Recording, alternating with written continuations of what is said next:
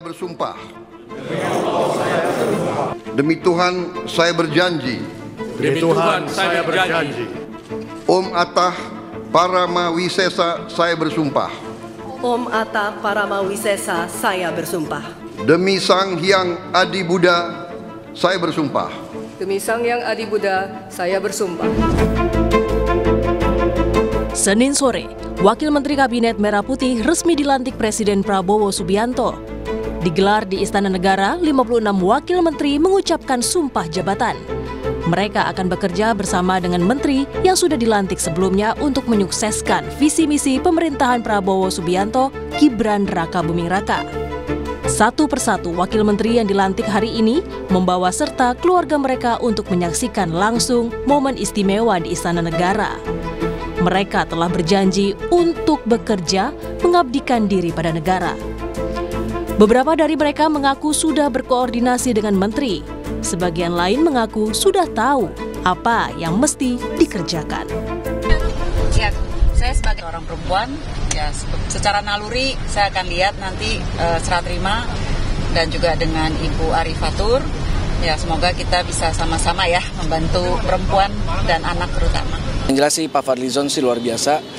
Dia sudah punya begitu banyak rencana, nanti kita tinggal pembagian tugasnya seperti apa dan langsung kerja. Oke, cepat. Tapi yang pasti amanah Bapak Presiden itu bahwa olahraga ingin lebih maju lagi, karena tadinya juga sebagai Wamenpora juga ini baru ya, karena tadinya kan hanya menteri aja. Mudah-mudahan dengan saya ada di situ bisa membantu Pak Menteri dan Pak Presiden.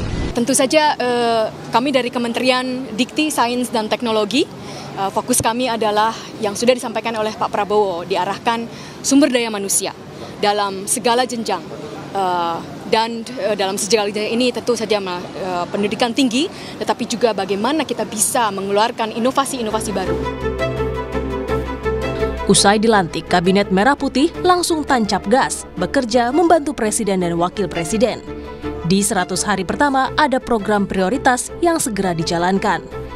Di antaranya, program makan bergizi gratis dengan anggaran 71 triliun rupiah. Program ini akan menyasar ibu hamil, ibu menyusui, balita, dan peserta didik di seluruh jenjang pendidikan, serta program pemeriksaan kesehatan gratis untuk 52,2 juta orang akan dijalankan dengan anggaran 3,2 triliun rupiah. Selanjutnya ada pembangunan rumah sakit lengkap di daerah. Bersamaan dengan program pemeriksaan kesehatan, program dengan anggaran 1,8 triliun rupiah ini juga berada di bawah naungan Kemenkes. Selanjutnya, di sektor pendidikan, ada program renovasi sekolah dan program sekolah unggulan terintegrasi yang telah dianggarkan masing-masing 20 triliun rupiah dan 2 triliun rupiah. Dan di sektor ketahanan pangan ada program Lumbung Pangan Nasional Daerah dan Desa dengan total anggaran 15 triliun rupiah. Publik memiliki ekspektasi dan harapan yang tinggi terhadap jalannya pemerintahan Prabowo Gibran. Kini tinggal menunggu bagaimana realisasi program yang sudah dicanangkan sesuai dengan arahan Presiden Prabowo Subianto dan Wakil Presiden Gibran Rakabuming Raka. Tim Liputan, Kompas TV.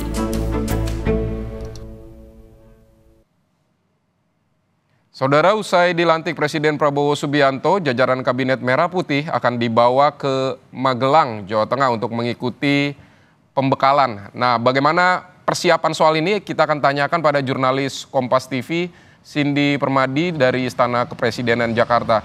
Cindy, jadi bagaimana rencana pembekalan menteri dan wakil menteri di Magelang ini? Apa saja kegiatan mereka di sana?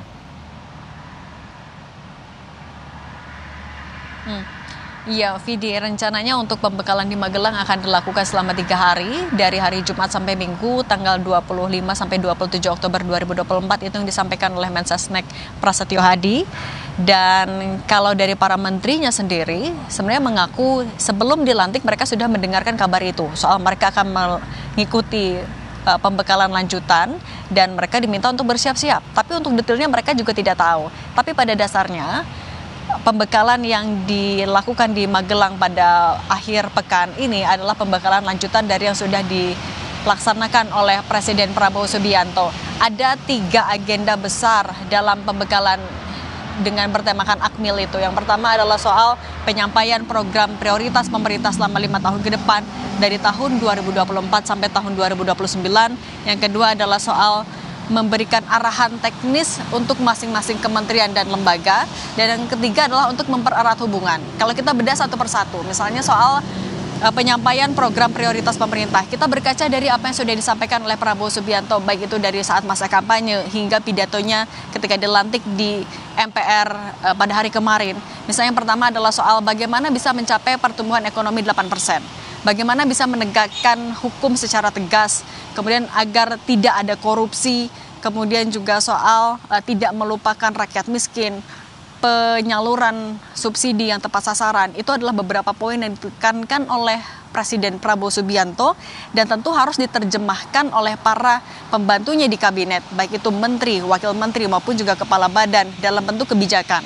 Kemudian yang kedua adalah soal arahan teknis untuk masing-masing kementerian dan lembaga. Kita tahu dengan gemuknya kabinet Prabowo Subianto, ada yang dipecah, ada yang ditambah. Misalnya kalau untuk di tingkat kementerian koordinator saja, Kemenko Polhukam dipecah menjadi Kemenko Polkam dan Kumham. Kemudian Kemenko PMK juga dipecah menjadi Kemenko PMK dan Pemberdayaan Masyarakat. Tentu perlu adanya arahan yang jelas untuk masing-masing kementerian agar tidak ada tupoksi yang saling tumpang tindih. Nah, kemudian soal yang ketiga, mempererat hubungan. Kalau dari pernyataan menteri disampaikan kalau ini adalah momen mereka bisa saling mengenal. Kita tahu bocorannya ada salah satu agenda adalah adanya outbound. Kemudian juga dengan menteri-menteri yang meskipun banyak menteri dengan wajah yang sudah familiar kita kenal karena sudah menjabat di kabinet sebelumnya, ada juga wajah-wajah baru berasal dari berbagai latar belakang, ada yang berbeda partai politik, ada yang berasal dari profesional, sehingga ini adalah momen agar mereka juga bisa saling mengenal satu sama lain dan bisa semakin solid dalam menjalankan program prioritas dari Presiden Prabowo Subianto. Soal tupoksi dari masing-masing kementerian sebenarnya, agenda terdekat juga pada hari Rabu 23 Oktober 2024, Presiden Prabowo Subianto akan menggelar sidang kabinet paripurna perdananya. Salah satu agendanya adalah untuk menjelaskan arahannya, tugasnya apa. Jadi untuk atau soal tupoksi masing-masing ini akan dilakukan pada hari Rabu, akan ada arahan langsung dari Presiden Prabowo Subianto, dilanjutkan dengan pembekalan di Magelang selama 3 hari. Nah, kemudian dengan dilakukan dalam satu pekan ini dipadatkan agendanya, artinya pembekalan itu dilakukan juga untuk menajamkan arahannya agar mampu para pembantunya ini menerjemahkan arahan menjadi kebijakan. Nah, kemudian meskipun dari para menteri maupun juga wakil menteri mengaku belum tahu seperti apa detailnya mereka akan melakukan apa saja, tapi bocorannya mereka sudah diminta untuk menyiapkan kondisi fisik, menjaga kesehatan, sudah diminta untuk mengukur baju dan juga topi. Nah, mungkin kita juga mulai bisa membayangkan apakah betul pelatihan di sana ataupun juga pembekalan di sana akan dikemas dalam bentuk seperti diklat atau tidak. Ini yang sama-sama dinantikan, mengingat juga bagaimana background dari Prabowo Subianto sebagai purnawirawan dari TNI. Sebenarnya pembekalan dilakukan oleh Presiden Prabowo Subianto sudah pernah dilakukan juga pada pekan lalu di Hambalang selama 2 hari. Ketika Prabowo Subianto sudah memanggil calon menteri, calon wakil menteri, dan calon kepala badannya di Kertanegara. Kemudian pada keesokannya Prabowo Subianto langsung melakukan pembekalan juga di Hambalang selama 2 hari. Dibagi untuk hari pertama untuk para calon menteri, kemudian untuk para calon wakil menteri. Ada beberapa topik yang diulas di sana dengan berbagai pembicara dari luar negeri, misalnya adalah soal AI, bagaimana mereka bisa menghadapi jurnalis, bagaimana juga mereka bisa doubling GDP. Itu adalah poin-poin yang disampaikan. Nantinya saat di Magelang, tampaknya pengarahannya akan lebih teknis lagi, lebih terperinci lagi.